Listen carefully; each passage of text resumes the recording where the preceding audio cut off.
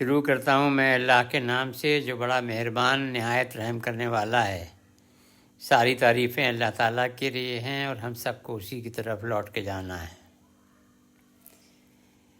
The topic of discussion today is utilizing the power of zakat to empower the deprived through institutionalization، کہ زکوٰۃ کا استعمال کر کے جو لوگ محروم ہیں، جو محروم طبقہ ہے، اس کو کس طرح بااختیار بنایا جا سکتا ہے بذریعے ادارہ سازی۔ اس کے لیے میں نیشنل کانفرنس آن زکوٰۃ اینڈ اوقاف کا انعقاد کرنے کے لیے شاہین گروپ آف انسٹیٹیوشنز اور آل انڈیا ایجوکیشنل موومنٹ کا بہت شکر گزار ہوں۔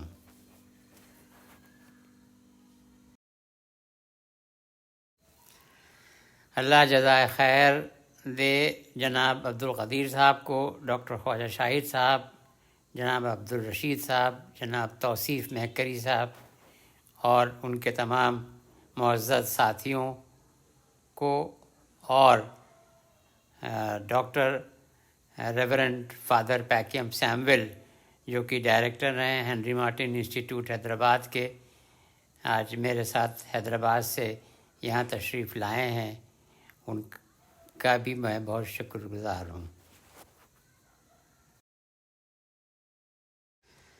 خواتین و حضرات، جو ہمیں ہمارے دین نے پیغام دیا ہے، اس سلسلے میں آج کے ٹاپک سے جو اس کا تعلق ہے، اس سے متعلق مجھے یہ عرض کرنا ہے کہ اس سے جو فوائد ہیں وہ تو ابھی ہم یہاں پر ڈسکس کریں گے ہی، لیکن ساتھ ساتھ یہ عمل درآمد کرنا نیشن بلڈنگ کا بھی ایک حصہ ہے، اور اس سے نیشن بلڈنگ کو بہت فروغ ملتا ہے۔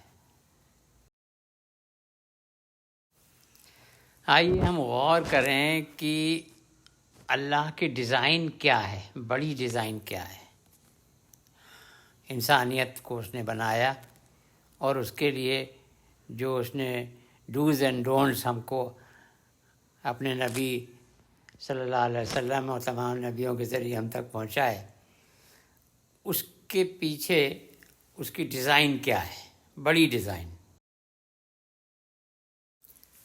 دراصل یہ جو اللہ کی ڈیزائن ہے، یہ ایک سماجی، اقتصادی اور روحانی نیٹ ورک ہے، actually socio economic and spiritual net working.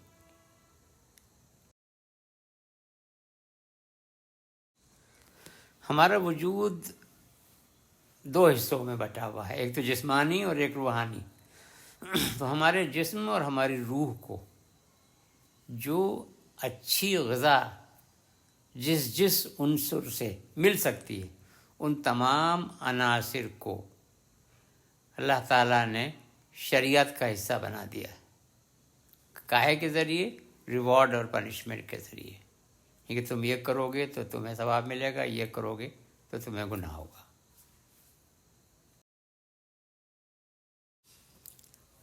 احسان، صلہ رحمی، ثواب، یہ پازیٹیوز ہیں، ریوارڈ کا حصہ ہیں، اور مثال کے طور پہ حال ہی میں عرض کر رہا ہوں، قطع رحمی اور گناہ یہ پنشمنٹ کا حصہ ہیں۔ تو یہ ایک نیٹ ورکنگ بنا رکھی ہے اللہ تعالیٰ نے۔ اس پس منظر میں آئیے ہم یہ یاد کرنے کی کوشش کریں کہ زکوٰۃ کے تصور کا آغاز، اس کی ابتدا کس طرح سے ہوئی۔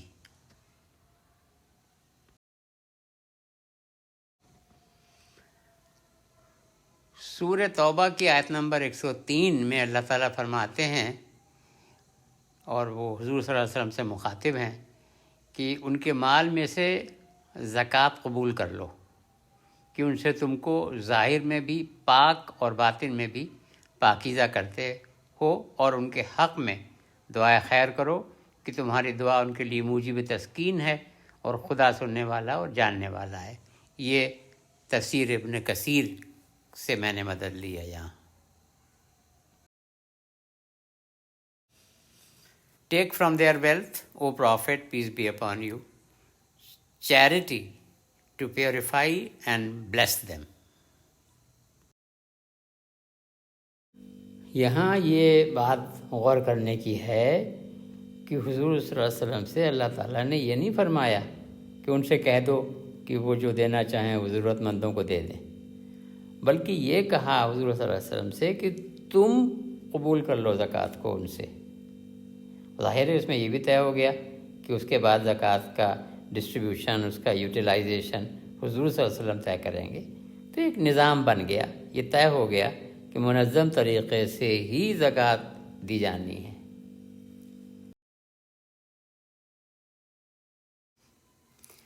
اسلام میں جو اشتراکیت کا، سماجی اشتراکیت یعنی کہ سوشلزم کا، اسلامک کانسیپٹ آف سوشلزم جو تصور دیا گیا ہے، اس کے تعلق سے ہمیں ہدایت دی گئی ہے کہ دولت جو ہے، سماج کی پوری دولت، وہ چند محدود لوگوں کے ہاتھ میں ہمیشہ رکی رہے، ایسا نہیں ہونا چاہیے، بلکہ اس دولت کی ہمیشہ گردش ہوتی رہنی چاہیے۔ سرکولیشن آف ویلتھ، وہی ایک بیسک پرنسپل ہے اسلام کا۔ اور یہ بھی ہمیں یہاں یاد کرتے بڑا اچھا لگ رہا ہے کہ یہ تو بنیادی طور پہ اسلام نے 1400 سال پہلے ہمیں دے دیا تھا، یہ ہدایت دے دی تھی، لیکن بعد میں اس کو جب ہندوستان کا قانون ساز اسمبلی نے جب دستور بنایا ہے تو اس میں اس کو شامل کر لیا، سرکولیشن آف ویلتھ کو۔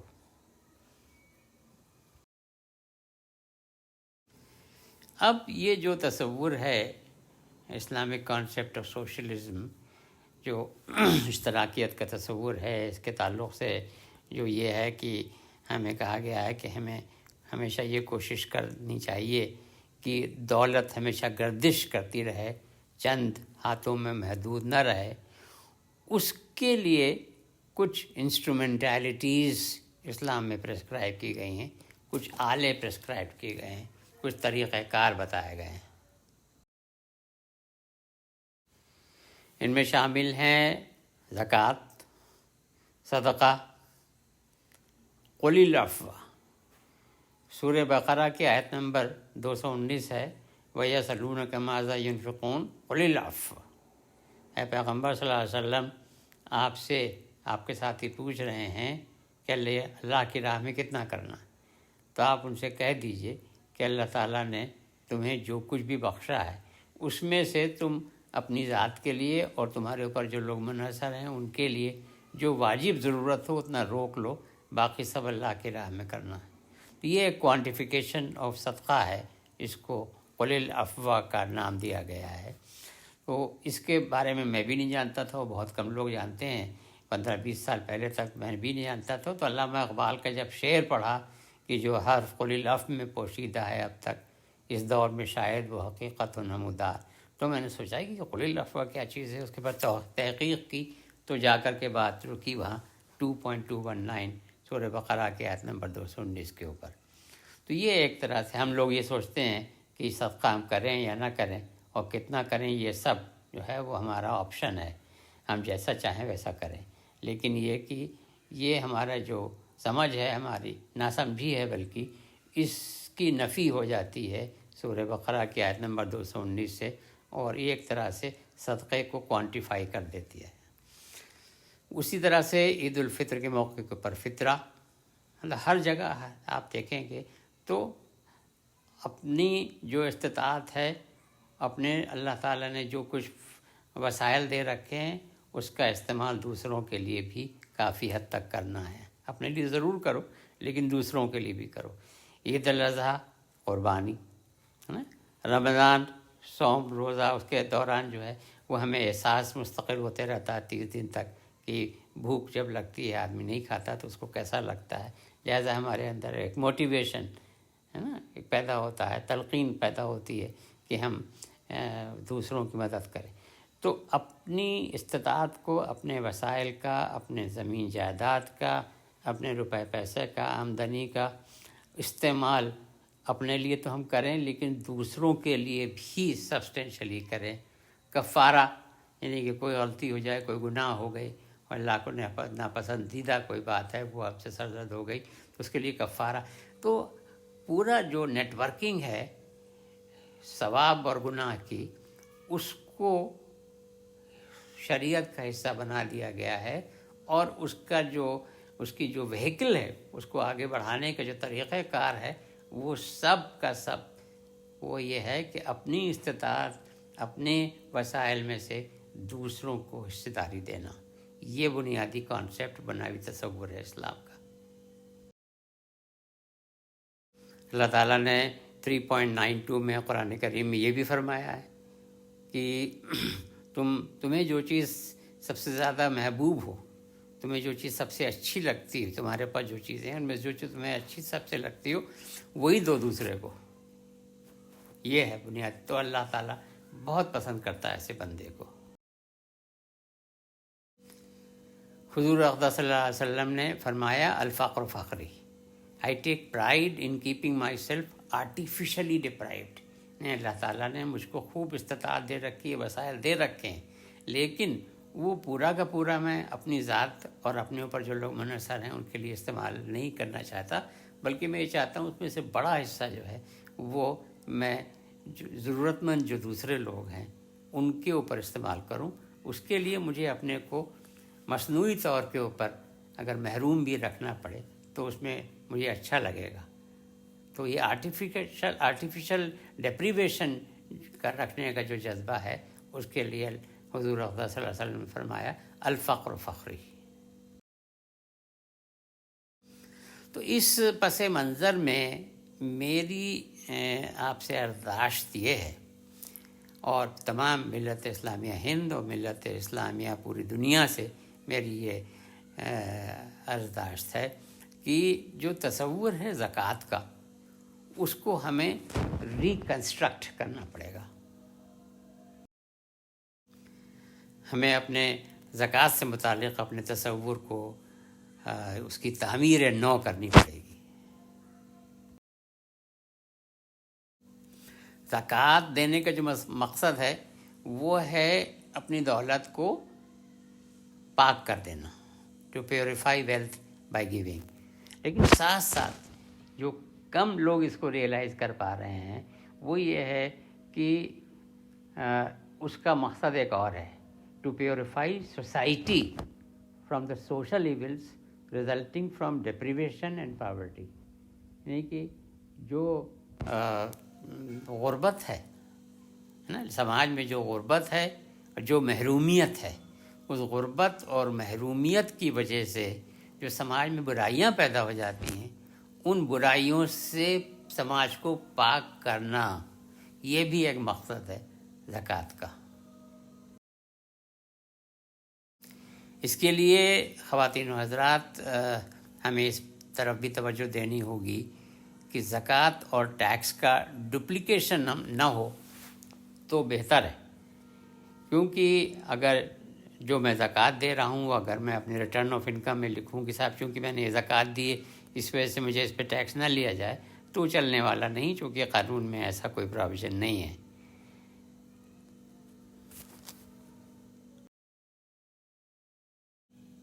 لہذا اس مسئلے کا حل یہ ہے کہ زکوٰۃ ہم بجائے انڈیویجول انفرادی طور پہ دینے کے اگر ہم کسی ایسے قومی سطح کے ادارے کو زکوٰۃ دے دیں جو کہ انکم ٹیکس ایکٹ میں رجسٹرڈ ہو سیکشن 80 G12A میں، تو پھر وہ بات بن جاتی ہے. یعنی کہ جو زکوٰۃ میں دے رہا ہوں میری اس کے اوپر مجھے کم سے کم 50% حصے کے اوپر اس پہ ٹیکس نہیں لگے گا.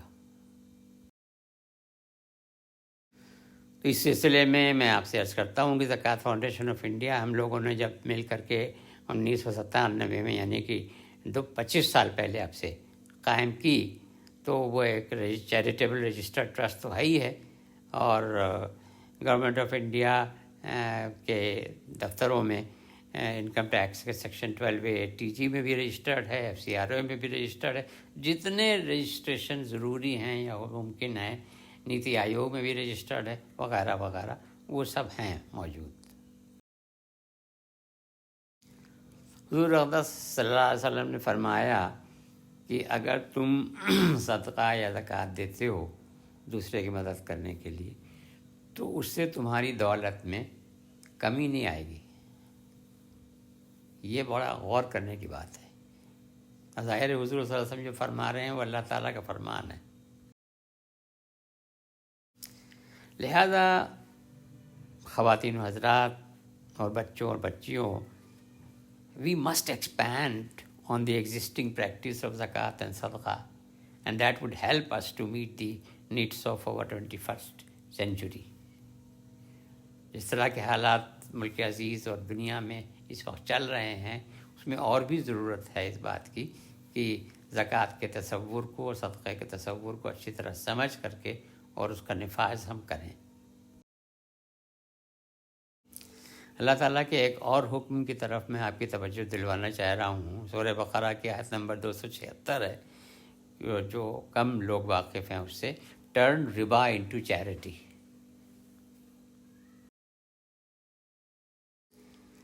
اس سورہ میں اللہ تعالیٰ فرما رہے ہیں کہ ہی ڈپرائیوز ربا of any blessing and blights it. یعنی کہ اللہ تعالیٰ کو ربا جو ہے وہ بالکل پسند نہیں ہے اور اس میں سے برکتیں بالکل اٹھا لیتا ہے وہ، اور but makes alms giving productive. لیکن اللہ تعالیٰ کے خوشنودی کے لیے اگر کسی دوسرے بندے کی مدد کی جائے تو یہ اللہ تعالیٰ کو بہت پسند ہے، اور اس کی وجہ سے جو آپ کی بچی ہوئی دولت ہے اس میں اضافہ ہو جاتا ہے. یہ اللہ تعالیٰ کا ہمیں اللہ تعالیٰ نے وعدہ کیا ہے ہم سے. اس لیے اور بھی اس بات کی ضرورت ہے کہ ہم زکوٰۃ کو ایک غیر اہم اور غیر منظم انفرادی چیریٹی کے طور کے اوپر محدود کر کے نہ رکھیں. Let us not confine zakat to an insignificant, unorganized individual charity. Rather, zakat should become a universally acknowledged instrumentality for circulation of wealth and societal amelioration.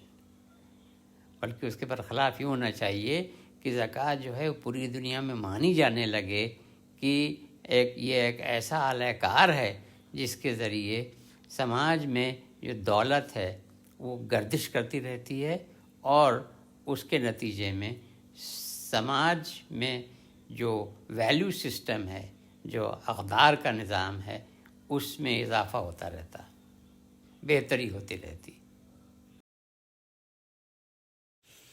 بڑی قابل اطمینان بات ہے کہ جو زکوٰۃ ہے اس کے تصور کو اور اس کی اہمیت کو تسلیم کرتے ہوئے ایون یونائٹڈ نیشنز نے، اقوام متحدہ نے بھی اس بات کو تسلیم کیا ہے کہ جو اس نے سماجی نشو و نما، اس کو سماج میں جو ڈیولپمنٹ آل راؤنڈ ہونا چاہیے، سب کو جس میں برابر کا حصہ ملنا چاہیے، اس کے تعلق سے اس نے جو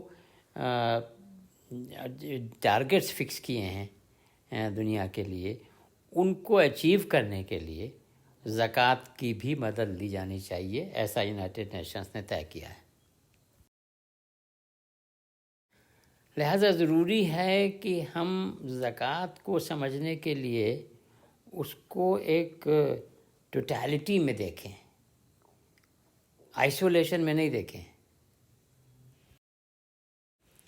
یعنی کہ زکوٰۃ کے تصور کا ہم ایک اجتماعی جائزہ لیں، ہم اس کو جداگانہ ہو کر کے نہ غور کریں. اس کے لیے یہ سمجھنے کی ضرورت ہے کہ اللہ تعالیٰ نے انسانیت کو کیوں بنایا، مقصد حیات کیا ہے. What is the divine purpose of creation of humanity. یہ جاننے کے لیے میں آپ کو لے چلتا ہوں سورہ ہود کی آیت نمبر 7 کی طرف. لِيَبْلُوَكُمْ أَيُّكُمْ أَحْسَنُ عَمَلًا. مقصود یہ ہے کہ وہ تم کو آزمائے کہ تم میں عمل کے لحاظ سے کون بہتر ہے. یعنی کہ جو تمہیں استطاعت دی گئی ہے، جو تمہیں وسائل دیے گئے ہیں، تم اس کا استعمال دوسرے لوگوں کی مدد کر کے ان کی زندگی زیادہ بہتر بنانے کے لیے کس حد تک متحرک رکھتے ہو اپنے کو۔ آئیے ہم غور کریں کہ یہ اللہ تعالیٰ کا مقصد حیات جو ہے اس کے پیچھے اللہ کی ڈیزائن کیا ہے۔ اب 2.5% زکوٰۃ دے دی ہم نے، تو اس سے ہمیں چھٹکارا نہیں مل گیا۔ دراصل ہمارا جو امتحان ہے اب 2.5% زکوٰۃ دینے میں نہیں ہے، بلکہ جو 97.5% ہمارے پاس بچ جاتا ہے نا، اس کا ہم استعمال کس طرح کر رہے ہیں، اس میں امتحان ہے۔ اصل میں یہ ہے ایکچولی ہمارا بنیادی تصور یہی ہونا چاہیے۔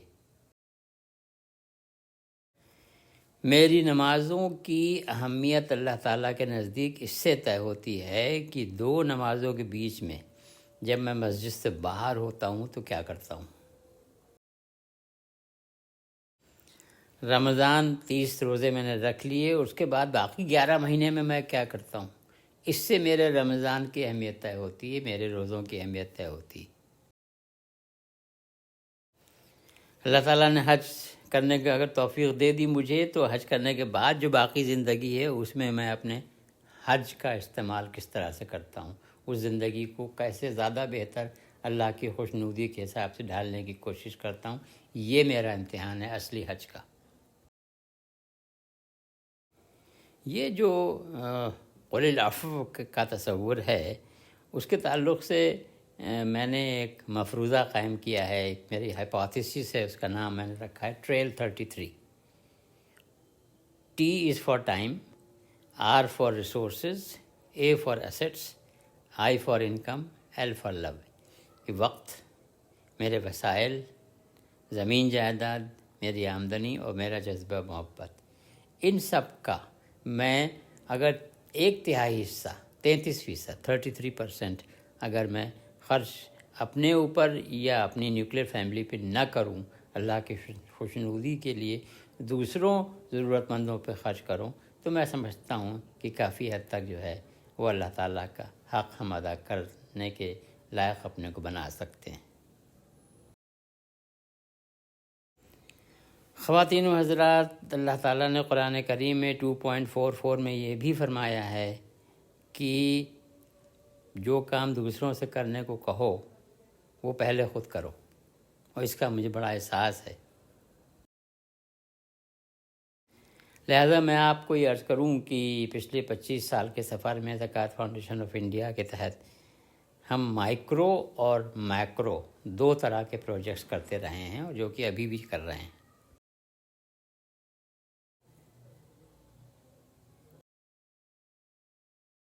مائکرو پروجیکٹس میں ہمارے آرفنیجز ہیں جن کو ہم ہیپی ہومز کہتے ہیں۔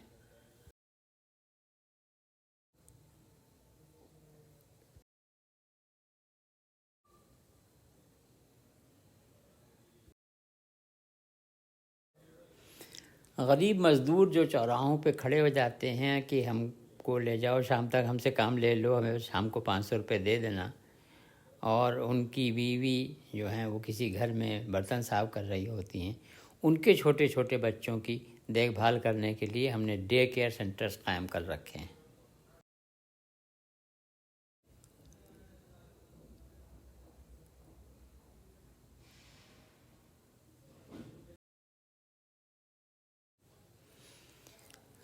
غریب بیواؤں کو مہینے کا راشن دیا جاتا ہے۔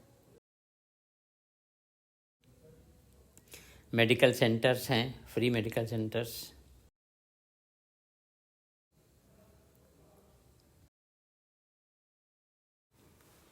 بچیوں کو بااختیار بنانے کے لیے انہیں سلائی کڑھائی سکھانے کے سینٹرز ہیں۔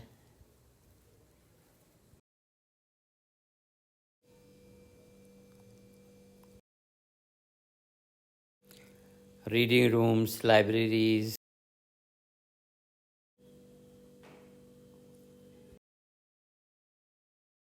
ڈیزاسٹر ریلیف، کوئی آفت کہیں آ جائے اس میں ہم امداد کرتے ہیں۔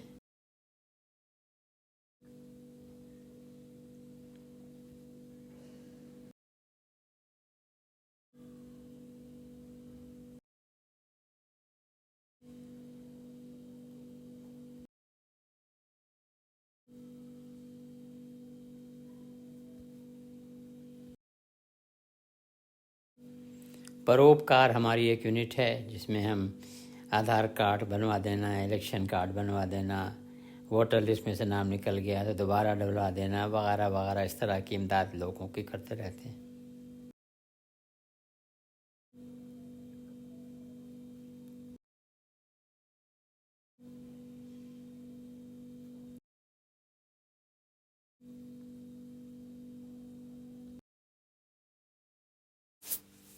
हमारे जो मैक्रो प्रोजेक्ट्स हैं उनको समझने के लिए ये बड़ा ज़रूरी है कि हम ये गौर करें कि अभी हम 2023 में हैं, लेकिन हमें सिर्फ 2023 का ख्याल नहीं करना, बल्कि 2123 यानी 100 साल बाद तक का, 2223 200 साल और 2323 कम से कम 300 साल आगे तक का हमें ख्याल रखना है, टेलीस्कोपिक व्यू रखना है अपना। उस वक्त भी हमारा मुल्क अज़ीज़ होगा, उस वक्त भी हिंदुस्तानी समाज होगा, उस वक्त भी उम्मत होगी, मिल्लत होगी। तो उनकी सूरत हाल उस वक्त क्या होगी, ये इस पे मुनहसर होगा कि आज हम और आप मिल के क्या करते हैं और क्या नहीं करते हैं। तो इसके लिए जो हमने इदारा साथ इक़दामात किए हैं उसमें हैं coaching for civil services and other competitive examinations. मैंने ख़ुद पूरे हिंदुस्तान में कोई भी सूबा नहीं छोड़ा, बल्कि कई सूबे ऐसे हैं जहाँ एक एक दो दो बार तीन तीन दफ़ा ओरिएंटेशन प्रोग्राम्स मैंने एड्रेस किए हैं। आपके सूबे में भी कम से कम 2-3 बार किए हैं।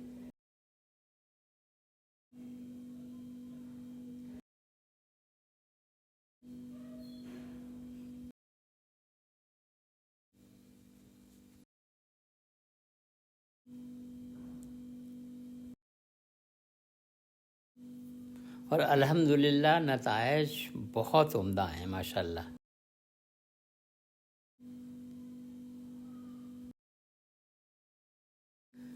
इस सिलसिले मेरा एक मज़मून है एनरिचिंग लाइफ थ्रू ज़कात इन इंडिया, जो कि अक्टूबर 2020 में पब्लिश हुआ है twocircles.net में। उसको आप बड़ा मेहरबानी ऑनलाइन और पढ़ सकते हैं। उसके अलावा जुडिशल एकेडमी है,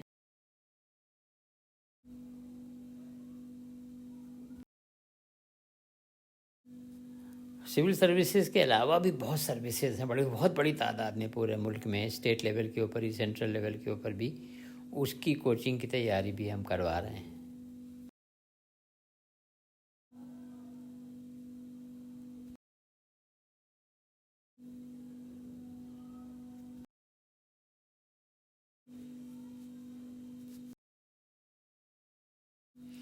खुतबा जुमा के ताल्लुक़ से इमाम साहिबान और ख़तीब साहिबान से गुफ्तगू करने के लिए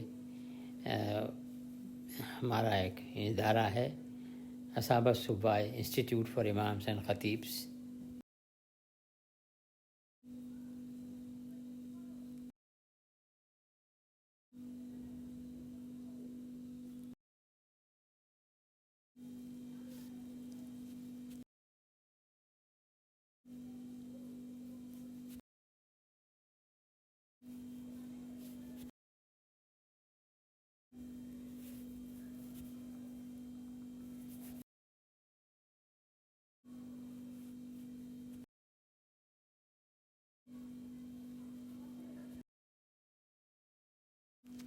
हमारी एक कॉफ़ी टेबल बुक भी है, ताज महल स्पिरिचुअल मैसेज। ताज महल को आमतौर से ये समझा जाता है कि वो खूबसूरती की निशानी है या मोहब्बत की निशानी है।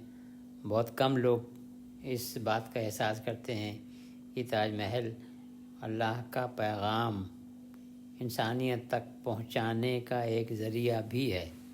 तो इस ताल्लुक़ से हमने Taj Mahal spiritual message coffee table book भी पब्लिश कर रखी है, और आपको दावत है कि आप उसको ऑनलाइन जाके भी पढ़ सकते हैं, हमें लिख कर मंगा भी सकते हैं।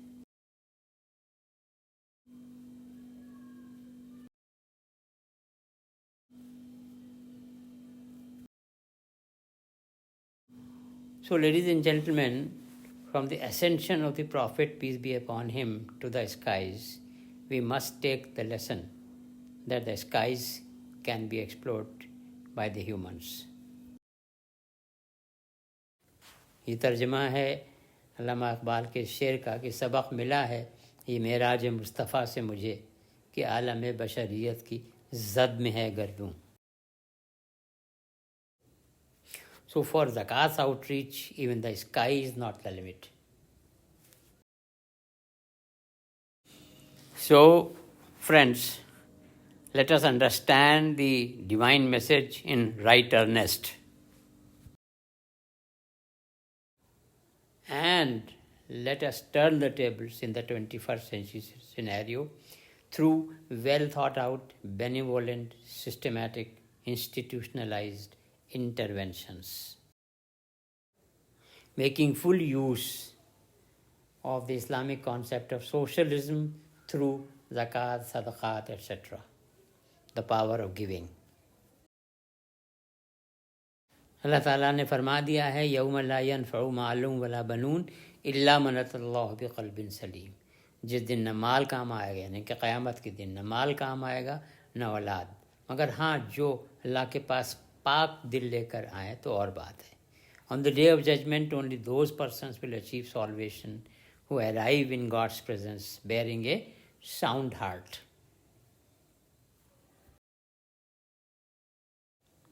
اب یہ ساؤنڈ ہارٹ یا قلب سلیم کیا ہے؟